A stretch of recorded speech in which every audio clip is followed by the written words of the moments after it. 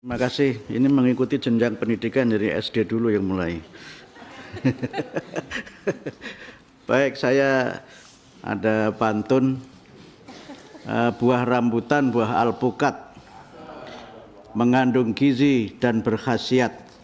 Para anggota Dewan yang terhormat, terima kasih telah memberi nasihat. Biar nggak kalah sama Pak Iqbal. Saya ingin menyampaikan 3 hal saja secara singkat, mengulas beberapa tadi yang disampaikan oleh Bapak Ibu anggota Dewan yang terhormat. Yang pertama, bahwa sekarang ini kami belum mengambil kebijakan terkait dengan ujian nasional, PPDB, Merdeka Belajar, dan lain-lain yang beredar di media sosial itu. Karena itu bukan pernyataan kami, itu aspirasi masyarakat. Tapi yang sudah kami anggarkan, sudah ada hisabnya, tinggal nunggu sidang isbatnya. Itu soal kesejahteraan guru. Tapi jumlahnya nanti ditunggu saja karena sidang isbatnya belum dilaksanakan. Insya Allah kalau didukung oleh kawan-kawan bapak-bapak, ibu-ibu anggota Dewan yang terhormat, yang tadi disebutkan angkanya itu dan juga kesejahteraan untuk guru ASN dan non-ASN dalam anggaran kami tahun 2025 insya Allah sudah ada di dalamnya dan mudah-mudahan bisa kami sampaikan dalam waktu yang sesingkat-singkatnya. Yang kedua, terkait dengan masukan-masukan yang tadi sudah disampaikan, kami menyampaikan terima kasih, termasuk juga beberapa hal yang berkaitan dengan bahasa Indonesia dan bagaimana mengambil kebijakan, tapi prinsipnya kami ingin mengambil prinsip yang moderat terkait dengan kebijakan pendidikan itu juga yang saya sampaikan di hadapan Mas Nadiem pada saat serah terima, ada Prof. Satrio juga dan juga ada Bang Fadli. Saya pakai kaidah yang juga sangat populer, al-muhafadzah alal qadimis sholih wal akhdhu bil jadidil aslah. Saya kira yang NU tidak perlu saya jelaskan, yang Muhammadiyah saja paham apalagi yang NU, kira-kira begitu. Jadi yang baik-baik akan terus kita terus pertahankan, tapi yang belum tentu harus kita sempurnakan. Kalau sama semua, untuk apa menterinya baru, kan begitu. Kemudian yang ketiga, beberapa kendala menyangkut kebijakan memang menuntut perubahan regulasi. Misalnya soal guru P3K, memang itu ada beberapa regulasi yang harus kita sinkronkan. Tadi terima kasih Pak terkait dengan Undang-Undang ASN, kemudian Undang-Undang Otonomi Daerah, dan beberapa undang-undang lain yang membuat kita ini kesulitan untuk menempatkan guru di tempat-tempat yang memang sangat diperlukan. Izin kalau saya boleh menyampaikan, rasio guru murid kita sebenarnya sekarang sudah ideal. Sudah ideal. Problem kita adalah distribusi guru dan itu menjadi salah satu kesulitan tersendiri karena memang kami masih ada perdebatan mengenai rujukan undang-undangnya antara mengikuti undang-undang ASN atau undang-undang guru dosen atau undang-undang sistem pendidikan nasional.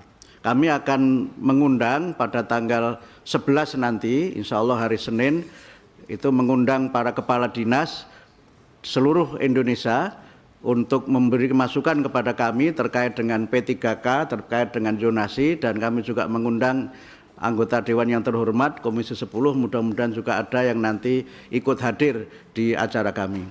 Cuma mohon maaf, acaranya di Jakarta, jadi berlaku untuk dapil yang dari Jakarta.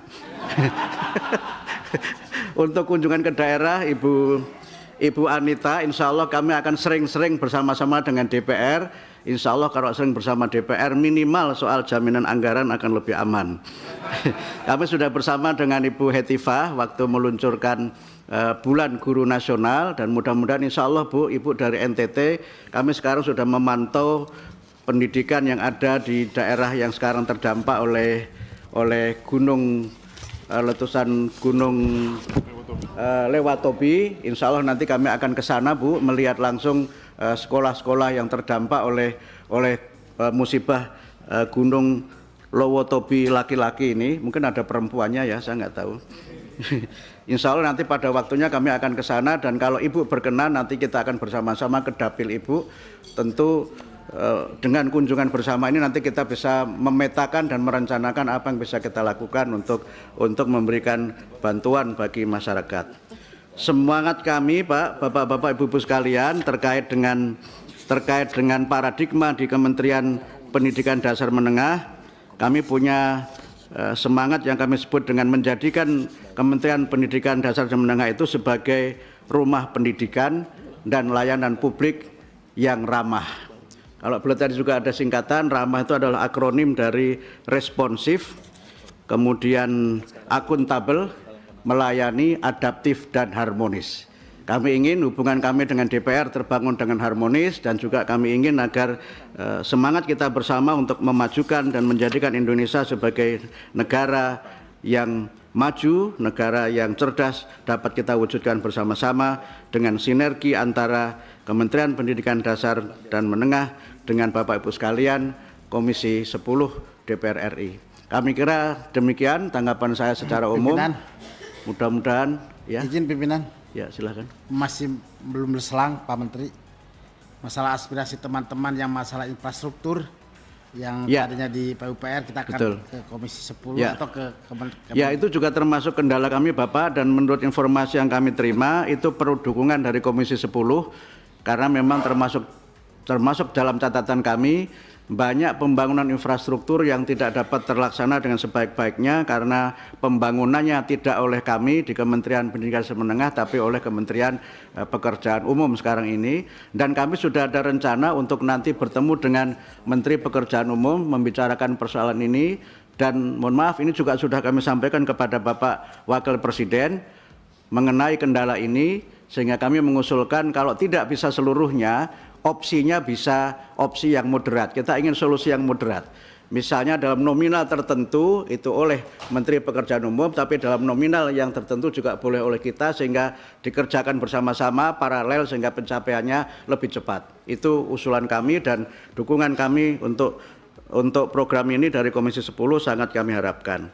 Termasuk untuk guru agama Pak, kami juga nanti akan ketemu dengan Menteri Agama. Karena sekarang ini kami mendapat banyak keluhan, Ibu Etiva juga bersama dengan saya, guru agama yang di sekolah umum ini nasibnya seperti anak yatim atau anak tiri. Dan itu mungkin mereka harus kita berikan solusi, jalan keluar, karena dapat informasi kalau mengikuti sistem yang sekarang, untuk dapat sertifikasi mereka harus antri 40 tahun. Dan itu berarti sudah pensiun masih belum dapat sertifikasi gitu. Nah, ini yang memang harus kita cari jalan keluarnya, dan banyak hal yang nanti kita harus koordinasi dengan kementerian-kementerian terkait. Tapi ini kan juga baru pertemuan yang pertama, mudah-mudahan tidak pertemuan yang terakhir. Dan kemudian yang terakhir soal tadi Bu mengenai bagaimana kita memenuhi pendidikan untuk semua. Paradigma kami bukan paradigma sekolah, tapi paradigma belajar. Jadi pendidikan itu tidak harus di sekolah, tetapi belajar. Sehingga karena itu kalau jaraknya jauh dan jumlah penduduknya sedikit, maka terlalu mahal kalau kita mendirikan sekolah di situ. Sehingga solusinya adalah membuka semakin banyak akses layanan yang memungkinkan mereka belajar, dan karena itu maka partisipasi masyarakat yang kita perlukan, termasuk afirmasi bagi masyarakat, dan termasuk tadi relawan mengajar Bu, bukan guru mengajar tapi relawan mengajar, yang bisa jadi mereka bukan guru tapi siap untuk mengajar di situ, atau dengan sistem pendidikan daring dan sebagainya. Kamu memiliki banyak opsi yang nanti bisa kita bicarakan bersama-sama. Kemudian yang terakhir saya kira yang berkaitan dengan masukan-masukan untuk bagaimana perbaikan-perbaikan pendidikan, kami berterima kasih, dan sekali lagi kami sampaikan bahwa secara tahun ajaran sekolah itu sekarang berada di pertengahan tahun ajaran. Tidak mungkin kita melakukan perubahan kurikulum di tengah tahun ajaran, atau perubahan atau penyempurnaan di tengah ajaran juga tidak mungkin, sehingga karena itu kami masih punya waktu beberapa bulan ini untuk nanti melakukan pengkajian-pengkajian, menyerap aspirasi, sehingga pada tahun ajaran baru mudah-mudahan nanti bisa ada kebijakan yang bisa kita ambil yang terbaik untuk memajukan pendidikan nasional kita. Saya kira demikian, dan yang sudah kami lakukan baru dua sebenarnya. Yang satu adalah tadi tentang bahasa Indonesia. Pada saat bulan bahasa kami mencanangkan apa yang kami sebut sekali lagi kedaulatan bahasa Indonesia, di mana kita mendorong untuk bangsa Indonesia ini bangga, kemudian mahir dan maju dengan bahasa Indonesia. Kemudian yang 7 kebiasaan tadi juga sudah kami sampaikan, insya Allah nanti kami akan luncurkan itu di bulan Desember, sehingga pada bulan Januari itu sudah menjadi paradigma baru penanaman pendidikan karakter yang tidak harus melalui berbagai macam teori, tapi membangun karakter dengan membangun pembiasaan, yang dengan pembiasaan itu terbangun kebiasaan, dari kebiasaan terbentuk kepribadian, dari kepribadian terbangun peradaban. Saya kira demikian, terima kasih. Karena semua tadi sudah wallahul muwaffiq, izinkan saya dengan nasrun minallah wa fathun qarib wa basyiril mu'minin. Wassalamualaikum warahmatullahi wabarakatuh.